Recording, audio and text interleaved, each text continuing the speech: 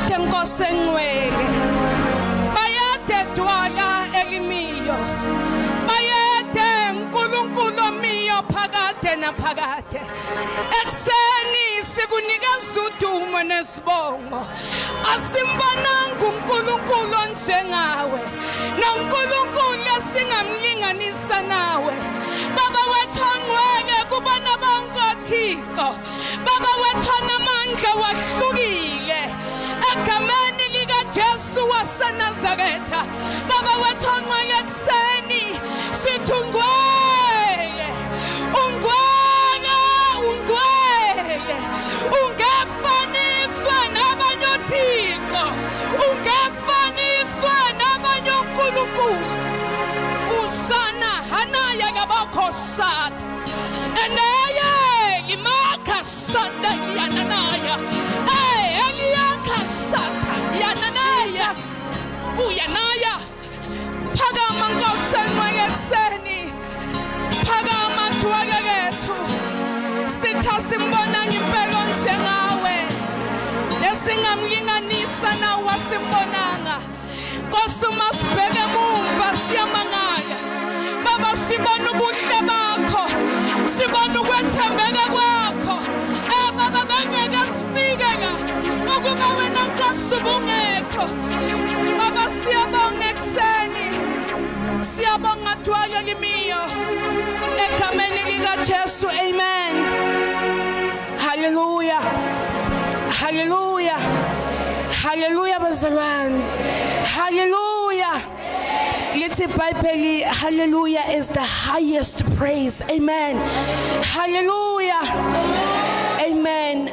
Ake ngisukume bazalwane ngibingelele our host uNcebakazi Nguse egameni likaJesu, amen. Ngibingelele the whole team asebenzisana nayo yakasiyakha siyakhiwa. Ngibingelele bonke abefundisi abakhona, abefundisikazi, the fivefold ministry, omama, obaba, intombi, insizwa, worship team, keyboard player, ushers, egameni likaJesu, amen. Hallelujah, hallelujah. Igama nginguSthabile, ngingwaka Mkhize, ngiyumntwana kaNkulunkulu, ngisindisiwe, amen. Bazalwane ngisho ukuthi ngisindisiwe ngoba ngizwa besho, ngizwa bazalwane befakaza, but yinto bazalwane engi-experience. Hallelujah, hallelujah bazalwane. Insindiso bazalwane,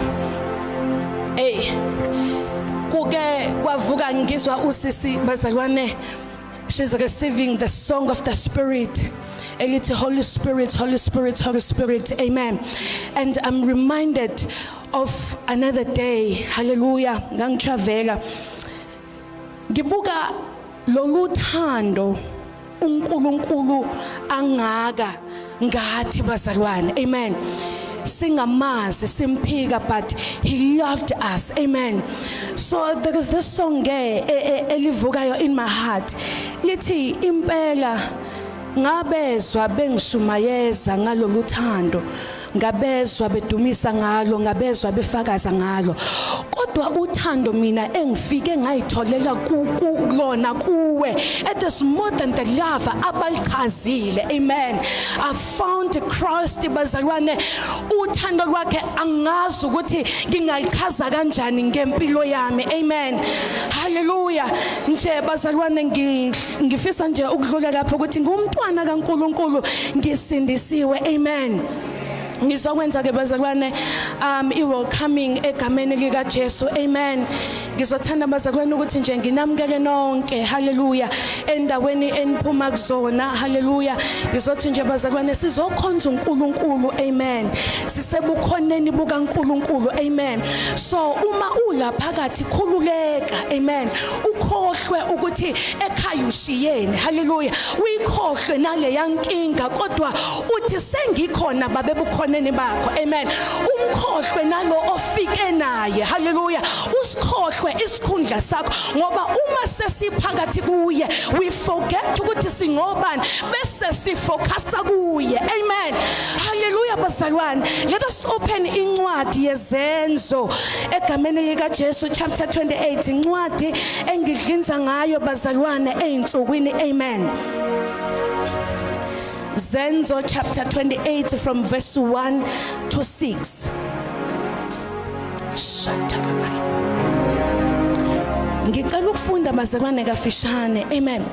Isihloko sakhona sithi uPaul nabanye bemukelwa kahle eMelita. Amen. Sentolile bangcwele. Ngifundeka kanje. Kwathi sesifikile endaweni ephephile, sezwa ukuthi leso siqhingi kuthiwa iMelita. Abantu bakhona basiphatha ngobubele obungavamile. Sebebase umlilo basemukela sonke ngenxa yokuba lalina futhi kumakhaza. uPaul esethezile isiqa sezinswane wasifaka emlilweni. Kwathi ngenxa yokushisa kwaphuma inyoka yazithandela esandleni sakhe. Verse 4. Lapho abantu bendawo bebona isilwane silenga esandleni sakhe, bakhuluma bodwa bathi impela lo muntu ungumbulali. Kuthi noma esesinde olwandle kodwa ukulunga kungavumi ukuba aphile.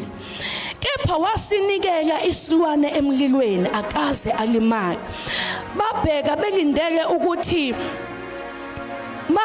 belindele ukuthi usazovuka noma afumbeke phansi ngokusheshsha afe, kodwa sebelinde isikhathi eside bebona engehlelwa ngozi base beguqula umqondo bathi unguNkulunkulu. Babizwi lakho lingubuqobo, alibuyeli kuwe lilambatha lingawenzanga umsebenzi, kodwa libuyela kuwe lithi Nkosi, I have done lokhu Nkosi ongithume kona. Nasekuseni ke moya engcwele khuluma ngalo egameni lika Jesu. Amen. Bazalwane, incwadi esifunda kuyona kafishane, I think incwadi sonke esiyaziyo, hallelujah, incwadi yezenzo. Lithi iBhayibheli, ngifisa ukuyiqala ngemuva ku chapter 27. Lithi iBhayibheli oPauli babeshumayela ngoJesu, haleluya, befakaza nangamandla akhe. Uma befakaza babizwa ukuthi ngabe nilithathaphi igunya lokuba nifakaze ngaye uJesu na. Amen. Lithi ke ngenxa yaloko baboshwa, babathatha, babayisa kuKesare. Amen. Lithi ke ngaphambili kwaloko uNkulunkulu wayekhulumile kuPaul ukuthi Paul, your mission it is to get to Rome. Amen. Hallelujah. Ukuze uma ufika uya eRome ufike nakhona ufike uqhubeke ufakaze ngezwi likaNkulunkulu. Amen. Lithi ke baboshwa bathatha emkhunjini wahamba umkhumbi. The time behamba endleleni kwafika umoya kaNkulunkulu ukhuluma noPaul. Uthi Paul, kuzovuka isivunguvungu, kodwa lesivunguvungu lesi nizolahlekelwa umoya wenu, nilahlekele yini impahla. Amen. Lithi ke bazalwane, uma ekhuluma uPaul ku-captain womkhumbi akazange amlalele. Amen. But uCaptain walalela lo oshayela umkhumbi. Amen. Lithi ke bazalwane, iBhayibheli waqhubeka savuka isivunguvungu batatazela. Amen. So sekuvuka lento enhlizweni yami bazalwane ukuthi uPaul kade beshumayela, haleluya, befakaza ngoJesu, haleluya, kodwa bahlangabezana nesilingo sokuthi bayaboshwa. Amen.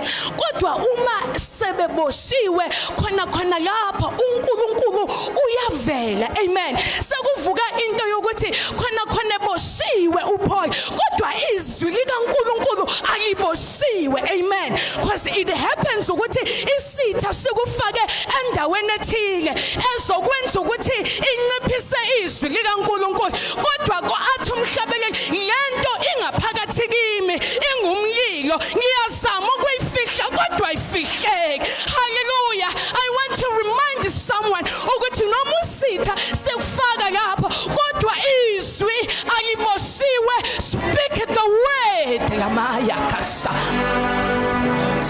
Safika bazalwane isivunguvungu. Masifika isivunguvungu lithi ke bakhumbula ukuthi ushilo kodwa bangamlalela. saqinisa isivunguvungu umkhumbi wahlephuka kabili lithi iBhayibheli ebaqhubeka bahamba bafika esiqhingini ekuphumeleni ekuthiwa iMelita la sifunda khona namhlanje amen lithi uma befika khona mind you laphayana esiphephweni bayagodola haleluya lithi uma befika esiqhingini bafika kunabantu abababona beqhamuka kude babalungiselela umlilo ukuthi ngathi uma sebefika la bafike bathola ukufudumala amen hallelujah ngoba sometimes uNkulunkulu kunabantu azokuhlelela bona nje ukuthi labantu bakulungiselele wena mawuphuma lapho kodwa I want to warn you ukuthi dirla baba bakhasetha imahaya nanaya ngakhe iyakashata uyandaye imakosata la mamaya uyandaye baba hosata Holy Spirit of God labantu bazalwana these were people of the season and of the time. As much as these people bebekwe abantu ukuthi basize wena in this journey because you are heading to Rome. Ithi iBhayibheli uma befika babemngela bakhuluma izwi lokuthi labantu basinde esiphephweni esingaka impela uNkulunkulu nabo amen. Ithi ke uma befika ngempela bafike bawotha umlilo. Uma bewotha umlilo kwafinyelela ukuthi umlilo wehle mawehla umlilo waphelelwa amalangana lithi iBhayibheli uPaul akazange ahlale phansi ebona umlilo wotha bazalwane ngemthando uPaul akeneliswa lithi iBhayibheli akuzange kusukume noyedwa ababehamba noPaul kodwa uPaul wathi hayi man umlilo uyalotha angikwazi ukwaneliswa amalanga bomlilo into engifunayo ngifuna amalanga angikwazi ukwaneliswa amalahle ngifuna amalanga bomlilo eyamaya lithi iBhayibheli keep the fire burning not amalahle. You have tasted the goodness of the Lord. You have tasted another anointing when you go through a situation where you are allowing the enemy to be comfortable in this level. Let's Bible uPaul what I can't be satisfied by amalahle.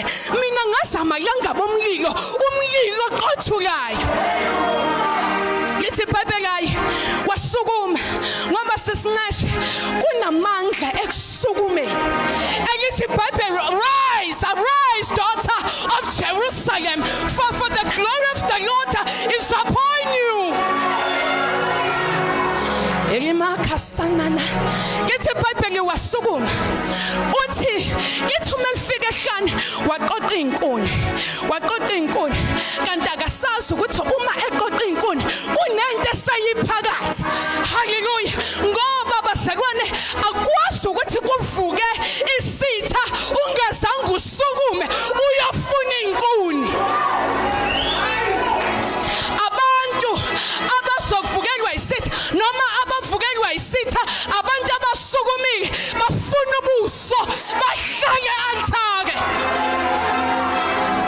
abantu abanjalo haleluya abathangeneliswa yento there's something more ikhona into elithi iBhayibheli go deeper there's something more lithi iBhayibheli wathi uJesu jolisa amanetha zikhona inhlanzi lapha ya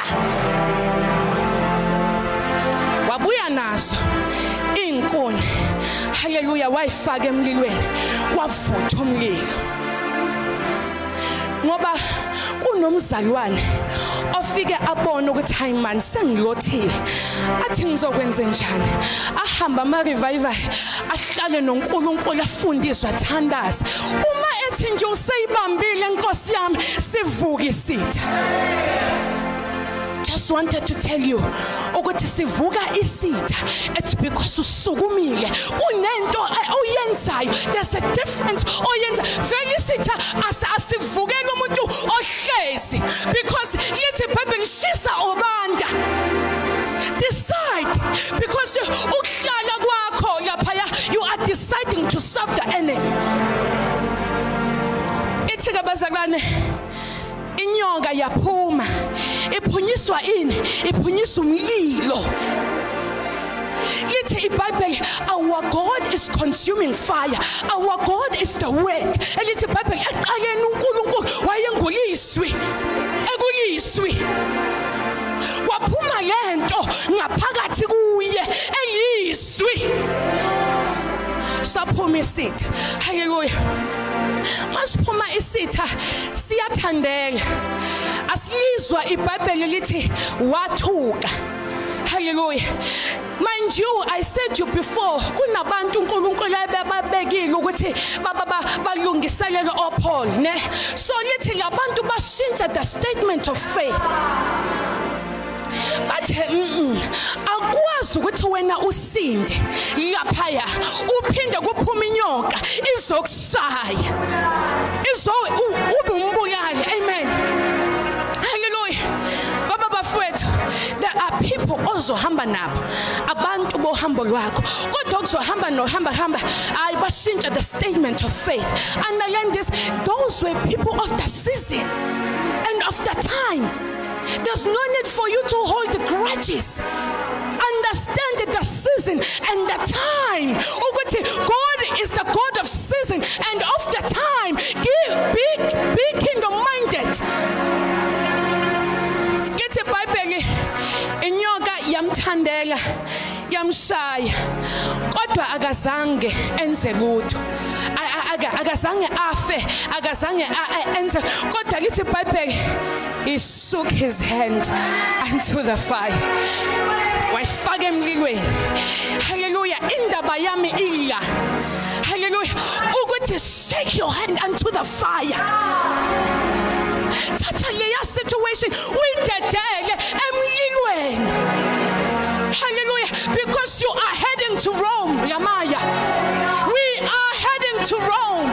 We are on a mission. And glory be to God. uNkulunkulu ngakithi usigcwalisile inkazimulo ukuthi sifike Rome. Uma sifike Rome sipreachiswe. You are heading to Rome. Look, it is not your destination. Into ayenza uPaul ukuthi angatatazeli. It's because wayemazi uNkulunkulu, wayeyazi into yakhe, azi futhi ukuthi uqonde eRome. Keep this fire burning. Unganeliswa ilevel okuyo, unganeliswa amalahle. Sangihlala phansi sisinceshe. Hallelujah. Kunento bazalwane engafuni ukubashiya abazalwane ngingayishongo wherever I go. Ukuthi bazalwane, the times has changed, the season has changed, and uNkulunkulu he wants us. Hallelujah. Kunento ehleze enhlizweni yami kaEnoch. Ukuthi uEnoch wahamba noNkulunkulu until he was no more. Mind you, uEnoch isikhathi ayephila kuso isikhathi esingafani nathina esiphila kuso. Ours is more advanced than uEnoch. Lithi iBhayibheli uEnoch prophesied about the church, prophesied about us. How much more tina we have the Holy Spirit who tells us everything. It is more possible to walk with God. It is more possible to live a holy life. When you start, it's going to be very hard. It is not easy. Kodwa ungabi discouraged. Continue, press on. Gijima ibanga lakho ngokubekezela. Kuzokwenzeka. And lithi iBhayibheli, my grace is sufficient for you. Thank you, Holy Spirit. Thatha udumo in Jesus' name. Amen.